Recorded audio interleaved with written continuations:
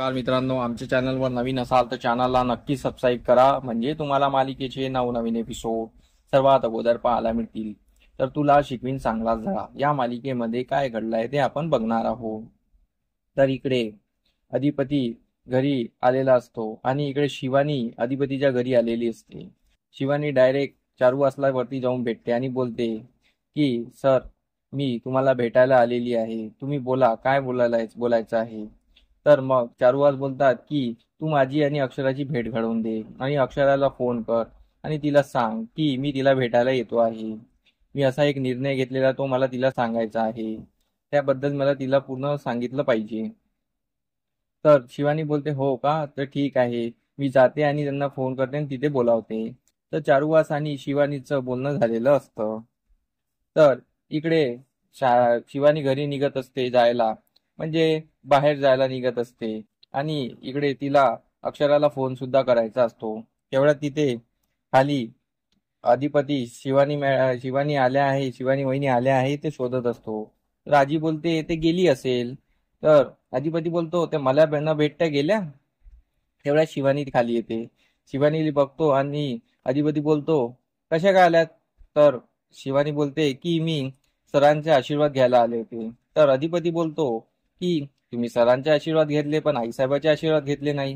तर शिवानी बोलते की मला थोडं कोचमल्यासारखं झालं, मला भीती वाटत होती म्हणून. अधिपती बोलतो ठीक आहे. तर अधिपती बोलतो मग चला आता घेऊन घ्या. तर शिवानी बोलते नाही नाही, मला आता जायचं आहे. तर आजी बोलते तुम्ही दोघं बसा, मी तुमच्यासाठी नाश्ता आणते. तर शिवानी बोलते नाही, कारण की शिवानीला अक्षराला फोन करायचा असतो. शिवानी बोलते नाही, मी आता खाऊ शकत नाही, मला थोडी घाई आहे. शिवानी तिथून निघून जाते.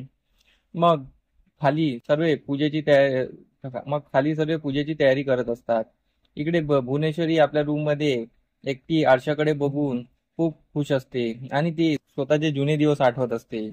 तिला आठवत असते की आपण कसं रस्त्यावर बसलो होतो तेव्हा अधिपती आपल्याला भेटला, मोठ्या मालकांनी आपल्याला घरी आणलं, आपलं कसं प्रेम जुडलं आणि आज मोठ्या मालकांनी मला लग्नाची मागणी घातली. तिला खूप चांगलं वाटत असतं. तेवढ्या तिथे दुर्गी येते. दुर्गी अधि दुर्गी भुवनेश्वरीला बोलते की ताई तू हे काय करती आहे, ते चारुवास तुला जाळ्यात अडकवत आहे आणि ते मास्तरीनला घरी आणा आणि मगच तुमच्याशी लग्न करील. ती मास्तरीन आपल्या घरात येऊन तुझ्याच डोक्यावर मिरे वाटेल. तू बरोबर करत नाही आहे. तर भुवनेश्वरी तिच्यावर चिडते आणि बोलते आपल्या लायकीत राहायचं आणि जे कळत कळत नाही ते त्यावर बोलायचं नाही. तू या घरात आहे, कोणामुळे आहे, तर यावर दुर्गी बोलते मी तुझ्यामुळे आहे. मग जे काही घडत आहे मी माझ्याचमुळे घडत आहे असं समज आणि फालतू समोर बोलू नको, इथून निघ. तर यावर दुर्गी परत बोलते की ताई तू एकदा विचार कर, ती मास्तरी या घरात आली तर आपल्या डोक्यावर मिरे वाटेल, ती आपल्याला घराच्या बाहेर काढेल. तर त्यावर भुवनेश्वरी बोलते तू टेन्शन घेऊ नको, तू जा. भुवनेश्वरी आपलं विचारत असते तेवढ्यात आजी तिथे येतात.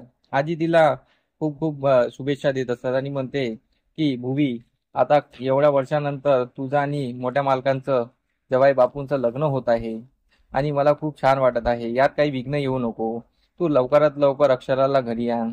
तर यावर भुवनेश्वरी बोलते मी तेच विचार करत आहे. तर त्यावर आजी बोलते त्यात काय विचार करायचा, जाऊन लवकरात लवकर घेऊन ये. तर भुवनेश्वरी बोलते ठीक आहे. मग भुवनेश्वरी पण खाली पूजेला येते. सर्व पूजा करत असतात. तेवढ्यात चारवास येतात आणि ते देवीला अभिवंदन करतात आणि बाहेर निघायला जातात. तेवढ्यात भुवनेश्वरी बोलते कुठे चाललात. चारवास रागावून बोलतात तू सध्या माझी बायको झालेली नाही आहे आणि मला प्रश्न विचारू नको, मला जिथे जायचे मी जातो. तर मग चारुहासला ती आरती देते आणि बोलते घ्या प्रसाद. ते चारुहास प्रसाद घेतो आणि निघायला जातो. तर परत भुवनेश्वरी त्यांना विचारते कुठे चाललात तुम्ही. तर चारुहास परत चिडतो आणि बोलतो की तू माझ्यामध्ये बोलू नको, मी तुला सांगितलं ना आपलं जेव्हा लग्न होईल त्याच्यानंतर तुझे जे नियम आहे ते मी पाळेल आणि तुला मी सर्व सांगायला बांधील राहील. आता तू फक्त अक्षराला कधी आणणार आहे हे सांग, तू आतापर्यंत मला वचन दिलेलं नाहीये. त्यावर अधिपती बोलतो की आई साहेब तुम्ही आता तरी विचार करा, कारण की हा माणूस तिरकस आहे, हा सरळ बोलत नाही आणि तुमच्याशी आताही सरळ बोलत नाही, सरळ उत्तर देत नाही, माणुसकीच्या नात्याने तरी उत्तर देत नाही. तर चारुहास बोलतात की कोण मला माणुसकी सांगतोय, स्वतःच्या बायकोला दुसऱ्या घरी ठेवून तो मला माणुसकी सांगतोय. पहिले स्वतःचा संसार सांभाळावा मग दुसऱ्याला उत्तर द्यावे. असं चारुहास त्याला टोमणं मारत असतो. अधिपती बोलतो माझा संसार मी बरोबर नीट सांभाळला आहे. तर यावर भुवनेश्वरी बोलते त्यांनी असं काय केलं आहे, त्यांनी त्यांचा संसार सांभाळला ना, अक्षराला कोणता त्रास दिला. तर तो चारुहास मग जुने पुराणे उकळून काढत असतो. तर यावर अधिपती बोलतो बघा आई साहेब, हा माणूस जुने पुराणे उकळून काढत असतो, याच्याशी कसं संसार कराल तुम्ही. तर यावर भुवनेश्वरी बोलते अधिपती तुम्ही टेन्शन घेऊ नका, आपण जे व्हायचं आहे ते होईल आणि मी तुम्हाला वचन देते मी अक्षराला या घरात आणेल. तर यावर चारुहास बोलतो की म्हणजे कधी आणशील. तर यावर भुवनेश्वरी बोलते आणील ना.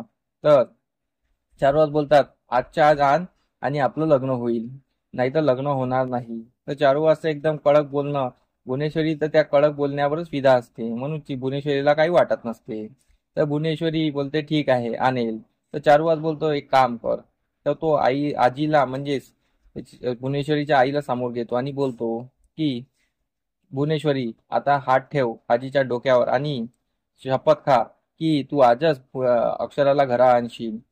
तर यावर भुवनेश्वरी बोलते कशाला शपथ घ्यायची. तर चारुहास बोलतो की अधिपतीच्या डोक्यावर हात ठेवून मला शपथ घ्यायला लावली ना, तुला माझ्यावर विश्वास नाही तर मग मी तुझ्यावर कसा विश्वास ठेवू. तू पण शपथ घे. तर भुवनेश्वरी तिच्या आईच्या डोक्यावर हात ठेवून शपथ खाते की बोलते मी अक्षराला या घरात आणेल, त्यानंतरच आपलं लग्न होईल आणि मी आजच या घरात आणेल, असं ती वचन देत असते. तर चारुहास बोलतो ठीक आहे आणि चारुहास तिथून निघून जातो. चारुहास अक्षराला जाऊन भेटतो आणि तो घडलेला सर्व प्रकार सांगतो.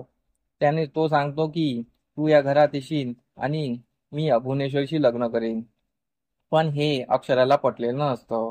अक्षराला बोलते बाबा तुम्ही स्वतः त्या नालीत कशाला कुदता जिथे खूप खोल विहीर आहे, असं ती एक अ, मुहावरा देत असते. तर आमचा एपिसोड कसा आवडला आम्हाला कमेंट करून नक्की सांगा. धन्यवाद.